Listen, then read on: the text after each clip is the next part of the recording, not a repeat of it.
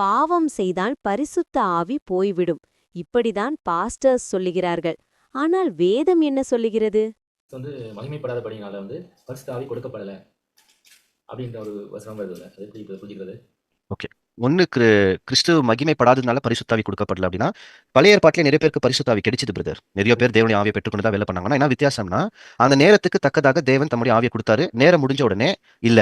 ஆனா பெந்திகோஸ்து நாள் அன்னைக்கு மட்டும் அந்த நாள் முதல் என்ன நடக்குதுன்னா, நம்மளுக்கு நிரந்தரமா தேவனுடைய ஆவி நம்மகிட்ட கொடுத்துட்டார். இங்கதான் எப்படி புரிஞ்சுக்கலாம்னா, ரெண்டு விஷயம். ஒண்ணு, நம்மளுக்கு புத்திர சுவிகார ஆவியும் கிடைக்குது. அப்பா பிதாவே என்று கூப்பிடத்தக்கதான புத்திர சுவிகாரத்தின் ஆவி. அது முதல் என்ன பண்ணலாம்னா, அப்பா பிதான் கூப்பிடலாம், உரிமையா கூப்பிடலாம். அடுத்து என்ன சொல்லப்படும்னா, ஹோலி ஸ்பிரிட் நான் கிஃப்டா கொடுத்துருக்கேன்னு பேசியிருக்காரு. கிஃப்ட்னா கொடை. என்ன அர்த்தம்னா, கிஃப்ட் கொடுத்துட்டா திருப்பி வாங்க மாட்டாங்க. மிச்சது எல்லாத்தையும் கொடுத்தாங்களா, நம்ம யாருக்கு கிஃப்ட் கொடுத்துட்டோமோ கேட்க மாட்டோம்.